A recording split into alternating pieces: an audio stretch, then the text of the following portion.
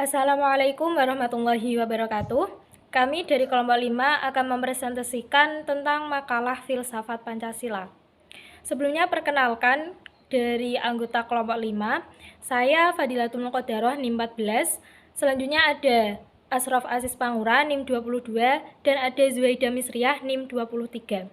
Di sini saya akan menjelaskan tentang filsafat Pancasila dan landasan Pancasila sebagai sistem filsafat. Yang pertama adalah pengertian filsafat Pancasila. Seperti yang kita ketahui bahwa filsafat Pancasila terdiri dari dua kata, yaitu filsafat dan Pancasila. Filsafat secara etimologi berasal dari bahasa Arab yaitu falsafah dan juga berasal dari bahasa Inggris yaitu filosofi. Secara harfiah, filosofi dapat diartikan sebagai mencintai kebijaksanaan, mencintai hikmat, dan juga mencintai ilmu. Selanjutnya, secara terminologi, filsafat dapat diartikan sebagai suatu kebijaksanaan untuk mendapatkan suatu pandangan hidup yang menyeluruh berdasarkan refleksi atas pengalaman hidup maupun pengalaman ilmiah. Kemudian ada Pancasila yang berasal dari bahasa Sanskerta dari India, kemudian masyarakat menyebutnya sebagai bahasa Prakerta. Menurut Muhammad Yamin, Pancasila ini dibagi menjadi dua kata, yaitu panca dan juga sila. Panca dapat diartikan sebagai 5, sedangkan sila dengan vokal I pendek dapat diartikan sebagai batu sendi, dasar, atau landasan. Sedangkan sila dengan vokal I panjang dapat diartikan sebagai peraturan tingkah laku yang baik. Jadi secara etimologi, Pancasila dapat diartikan sebagai dasar 5 dengan peraturan tingkah laku yang penting. Dari pengertian di atas dapat kita simpulkan bahwa filsafat Pancasila adalah refleksi rasional dan kritis tentang Pancasila sebagai ideologi negara atau budaya bangsa dengan tujuan untuk mendapatkan pokok-pokok pengertiannya yang mendasar dan juga menyeluruh. Rumusan masalah yang kedua adalah landasan Pancasila sebagai sistem filsafat. Pancasila sebagai sistem filsafat mempunyai 3 landasan, yakni landasan yang pertama adalah landasan ontologis Pancasila. Landasan yang kedua adalah landasan epistemologis Pancasila, dan landasan yang ketiga adalah landasan aksiologis Pancasila. Landasan yang pertama adalah landasan ontologis Pancasila. Menurut Aristoteles, ontologi adalah ilmu untuk menyelidiki hakikat, eksistensi, atau keberadaan sesuatu. Tujuan dari landasan ontologis Pancasila adalah untuk mengetahui hakikat dasar sila-sila Pancasila. Jadi, landasan ontologis Pancasila dapat diartikan sebagai sebuah pandangan filosofis atas hakikat sila-sila Pancasila sebagai dasar filosofi bangsa Indonesia. Nah, jadi dari pengertian di atas dapat kita simpulkan bahwa sebelum kita mengakui eksistensi bangsa Indonesia, kita perlu mengakui eksistensi Pancasila terlebih dahulu. Untuk mengakui eksistensi Pancasila, kita membutuhkan subjek pendukung. Subjek pendukungnya di sini adalah manusia. Kedudukan manusia sebagai subjek pendukung dalam mengakui eksistensi Pancasila bersifat mutlak dan juga memiliki hal-hal yang mutlak, yaitu manusia memiliki kodrat atau manusia tersusun dari kodrat, jiwa dan raga, serta jasmani dan rohani. Sifat manusia sebagai kodrat adalah sebagai makhluk sosial dan juga makhluk individu, serta sebagai makhluk pribadi dan juga makhluk Tuhan Yang Maha Esa. Jadi dasar ontologis Pancasila adalah manusia. Selanjutnya adalah landasan epistemologis Pancasila. Epistemologi dapat diartikan sebagai ilmu yang mempelajari tentang terjadinya sesuatu atau ilmu tentang ilmu. Landasan epistemologis Pancasila sebagai sistem filsafat digunakan untuk mengetahui hakikat Pancasila sebagai sistem pengetahuan. Landasan epistemologis Pancasila sendiri dapat diartikan sebagai nilai-nilai yang digali dari pengalaman bangsa Indonesia, kemudian disintesiskan dalam sebuah pandangan yang komprehensif dalam kehidupan bermasyarakat, berbangsa, dan juga bernegara. Penjabaran sila-sila Pancasila secara epistemologis ada 5. Yang pertama adalah sila ketuhanan yang Maha Esa. Dari sila ketuhanan yang Maha Esa ini digali dari pengalaman kehidupan beragama bangsa Indonesia mulai zaman dahulu sampai sekarang. Yang kedua adalah sila kemanusiaan yang adil dan beradab digali dari pengalaman atas kesadaran rakyat Indonesia yang telah dijajah oleh penjajah selama berabad-abad.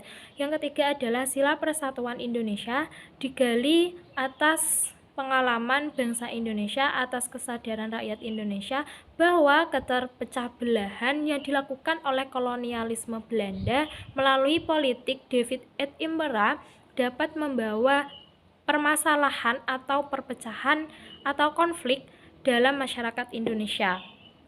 Kemudian sila yang keempat adalah kerakyatan yang dipimpin oleh hikmat kebijaksanaan dalam permusyawaratan atau perwakilan digali atas budaya bangsa Indonesia yang sudah dikenal secara turun-temurun dalam pengambilan keputusan secara musyawarah untuk mufakat. Kemudian sila yang kelima adalah keadilan sosial bagi seluruh rakyat Indonesia digali atas prinsip-prinsip bangsa Indonesia yang tercermin dalam sikap gotong royong. Yang ketiga adalah landasan aksiologis Pancasila. Aksiologi berasal dari bahasa Yunani yaitu axios yang artinya nilai atau manfaat, sedangkan logos adalah pikiran, ilmu atau teori. Jadi aksiologi adalah teori nilai. Landasan aksiologis Pancasila dapat diartikan sebagai nilai-nilai atau kualitas yang terkandung dalam sila-sila Pancasila. Nah, berikut ini saya akan menjabarkan tentang nilai-nilai yang terkandung dalam sila-sila Pancasila. Pada sila pertama, yaitu sila ketuhanan, mengandung nilai kekudusan, spiritual, dan juga sakral. Selanjutnya, pada sila kedua mengandung nilai harga diri, martabat, jiwa raga, dan juga tanggung jawab. Selanjutnya, pada sila yang ketiga, sila persatuan mengandung nilai kesetiakawanan dan juga solidaritas. Sila keempat mengandung nilai demokrasi, musyawarah, dan juga mufakat. Dan sila kelima mengandung nilai kepedulian dan juga gotong royong. Pembahasan selanjutnya. Sumber historis Pancasila sebagai sistem filsafat. Dalam menelusuri jejak historis Pancasila sebagai sistem filsafat, kita harus terlebih dahulu menelusuri jejak-jejak kehidupan masyarakat pada masa lalu. Pembahasan yang pertama yaitu mengenai sila ketuhanan yang Maha Esa. Seperti yang kita ketahui, dari zaman dahulu sampai sekarang, Indonesia terpengaruh oleh beberapa macam agama, yaitu agama Hindu dan Buddha, Islam dan Kristen, serta agama-agama lainnya. Hal ini membuktikan bahwa masyarakat Indonesia sejak zaman dahulu sudah berpegang teguh kepada agama atau sila ketuhanan yang Maha Esa. Pembahasan yang kedua yaitu mengenai sila kemanusiaan yang adil dan beradab. Seperti yang kita ketahui, Indonesia dikenal di mancanegara sebagai bangsa maritim atau yang punya kekuasaan laut yang luas. Hal ini membuat Indonesia menjadi bangsa pelaut yang handal dan sering menjelajah belahan dunia. Dari hal tersebut, bangsa Indonesia mempunyai wawasan yang luas tentang kemanusiaan atau seperti ungkapan Bung Karno yang disebut dengan internasionalisme. Hal ini terbukti pada kejadian setelah kemerdekaan, di mana bangsa Indonesia banyak yang mempunyai perilaku kemanusiaan atau sifat yang beradab. Pembahasan yang ketiga mengenai sila persatuan Indonesia. Indonesia zaman dahulu terdiri dari berbagai bangsa dan suku dan bahasa, atau dikenal juga dengan bangsa yang majemuk, di mana pada zaman dahulu atau pada zaman kerajaan-kerajaan Indonesia sudah pernah bersatu dalam satu kawasan di bawah kekuasaan kerajaan Majapahit, yang bahkan wilayahnya lebih luas dari Indonesia sekarang ini. Hal ini membuktikan bahwa persatuan Indonesia sudah berakar sejak zaman dahulu, bahkan jauh sebelum kemerdekaan.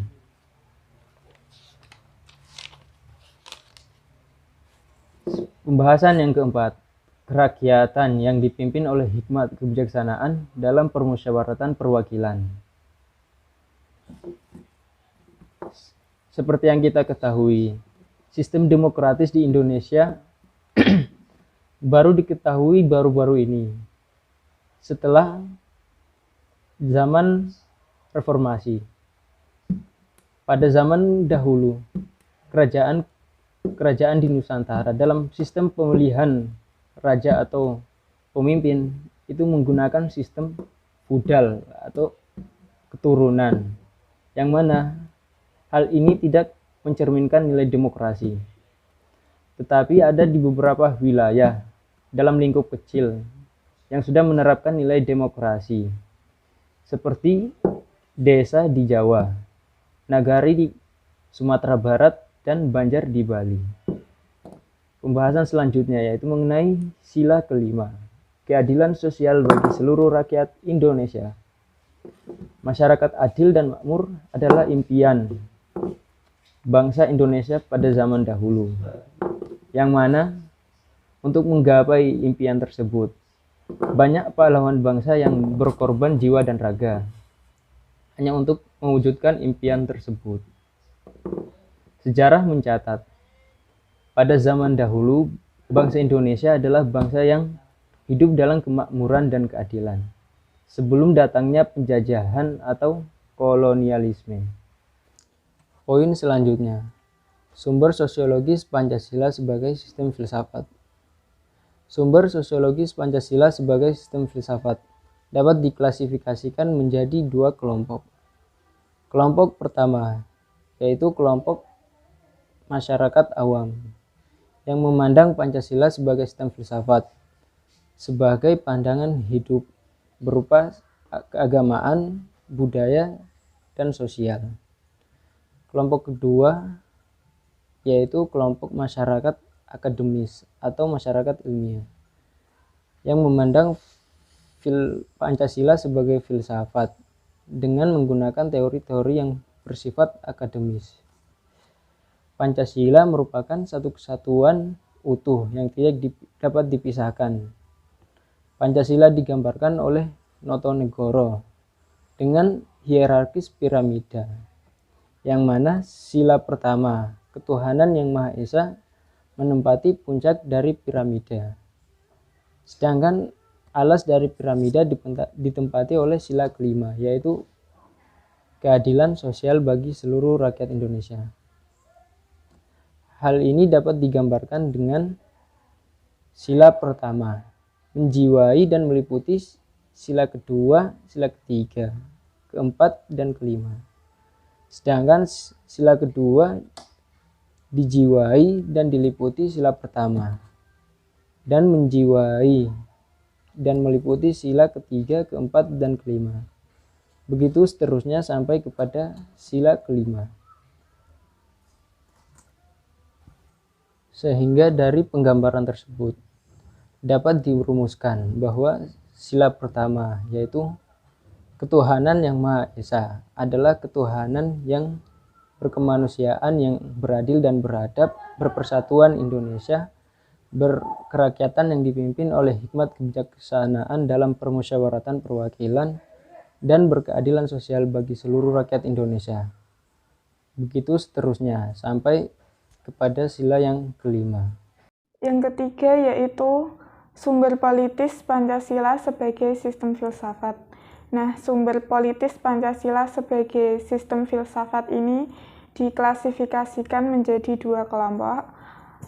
Kelompok yang pertama yaitu meliputi wacana politis tentang Pancasila sebagai sistem filsafat pada sidang BPUPKI, sidang PPKI, dan kuliah umum Soekarno pada tahun 1958 dan 1959, yaitu membahas tentang sila-sila Pancasila secara filosofis. Sedangkan pada kelompok Yang kedua yaitu membahas tentang berbagai argumen politis mengenai Pancasila sebagai sistem filsafat yang disuarakan kembali di era reformasi dalam pidato politik Bapak Habibie pada tanggal 1 Juni 2011. Kemudian pada kuliah umum di Istana Negara pada tanggal 26 Juni 1958, Ir Soekarno membahas sila-sila Pancasila sebagai berikut. Yang pertama yaitu sila ke-1. Ir Soekarno menegaskan bahwa pada dasarnya manusia di Indonesia itu percaya kepada Tuhan, sebagaimana yang dikenal oleh penganut agama masing-masing. Lalu pada sila yang kedua, Ir Soekarno menegaskan bahwa nasionalisme ala Hitler merupakan nasionalisme yang tidak berperi kemanusiaan karena didasarkan pada sikap chauvinitas. Selanjutnya pada sila ketiga, Ir Soekarno menyimpulkan bahwa bangsa itu hidup dalam suatu kesatuan yang kuat dan sebuah negara dengan tujuan untuk mempersatukan. Lalu pada sila keempat, Soekarno mengatakan bahwa demokrasi yang harus dijalankan adalah demokrasi Indonesia yang membawa kepribadian Indonesia sendiri. Demokrasi yang dimaksud bukanlah sekedar alat teknis, melainkan suatu alam jiwa pemikiran dan perasaan bangsa Indonesia. Kemudian pada sila kelima, Ir Soekarno mengatakan bahwa keadilan sosial bagi bangsa Indonesia merupakan suatu keharusan karena hal itu merupakan amanat dari para leluhur bangsa yang menderita pada masa penjajahan dan para pejuang yang telah gugur dalam memperjuangkan kemerdekaan. Kemudian pada kelompok kedua yang diwakili oleh Bapak Habibie dalam pidato pada tanggal 1 Juni 2011 dapat diuraikan sebagai berikut. Yang pertama yaitu tentang kedudukan Pancasila sebagai dasar filosofis bangsa Indonesia dalam dinamika sejarah sistem politik sejak Orde Lama hingga era reformasi. Kedua yaitu tentang faktor-faktor perubahan yang menimbulkan pergeseran nilai dalam kehidupan bangsa Indonesia sehingga diperlukan reaktualisasi Pancasila. Yang ketiga yaitu penegasan tentang makna penting reaktualisasi Pancasila. Kemudian yang terakhir, perlunya implementasi nilai-nilai Pancasila dalam seluruh aspek kehidupan masyarakat di Indonesia. Rumusan masalah selanjutnya yaitu dinamika dan tantangan Pancasila menjadi sistem filsafat. Ada beberapa dinamika Pancasila menjadi sistem filsafat. Yang pertama, pada era Soekarno, Pancasila dikenal sebagai sistem filsafat dengan istilah philosophische Grundlage. Gagasan tersebut merupakan perenungan filosofis Ir Soekarno atas rencana berdirinya Indonesia merdeka. Kemudian ide tersebut ternyata mendapat banyak respon positif dari berbagai kalangan, terutama pada sidang BPUPKI yang pertama yang diadakan pada tanggal 1 Juni 1945. Namun sayangnya ide tersebut belum diuraikan secara rinci oleh Ir Soekarno. Namun pada masa itu Ir Soekarno lebih menekankan tentang Pancasila merupakan filsafat asli Indonesia yang diangkat dari akulturasi budaya bangsa Indonesia sendiri. Kemudian pada era Bapak Soeharto, kedudukan Pancasila sebagai sistem filsafat berkembang ke arah yang lebih praktis, di mana filsafat Pancasila tidak hanya bertujuan untuk mencari kebenaran dan kebijaksanaan, tetapi juga digunakan sebagai pedoman hidup sehari-hari. Kemudian yang terakhir yaitu pada era reformasi. Pada era reformasi, Pancasila sebagai sistem filsafat kurang terdengar resonansinya. Namun Pancasila sebagai sistem filsafat bergema dalam wacana akademik, termasuk kritik dan renungan yang dikatakan oleh Bapak Habibie pada pidatonya pada tanggal 1 Juni 2011. Kemudian selanjutnya yaitu tantangan Pancasila sebagai sistem filsafat. Nah, ada beberapa tantangan Pancasila sebagai sistem filsafat. Yang pertama yaitu kapitalisme. Sebelumnya, kapitalisme adalah aliran yang meyakini bahwa kebebasan individual pemilik modal untuk mengembangkan usahanya dalam rangka meraih keuntungan sebesar-besarnya merupakan upaya untuk mensejahterakan rakyat. Kemudian, salah satu bentuk tantangan kapitalisme ini terhadap Pancasila sebagai sistem filsafat dianggap telah meletakkan kebebasan individual secara berlebihan sehingga dapat menimbulkan berbagai dampak negatif seperti monopoli, gaya hidup, konsumerisme, dan lain-lain. Selanjutnya, tantangan yang kedua adalah komunisme. Sebelumnya, komunisme adalah sebuah paham yang muncul sebagai reaksi atas perkembangan kapitalisme sebagai produk masyarakat liberal. Komunisme juga merupakan aliran yang meyakini bahwa kepemilikan modal dikuasai oleh negara untuk kemakmuran rakyat secara merata. Karena itu, salah satu bentuk tantangan komunisme terhadap Pancasila sebagai sistem filsafat telah dianggap sebagai dominasi negara yang berlebihan sehingga dapat menghilangkan peran rakyat dalam kehidupan bernegara.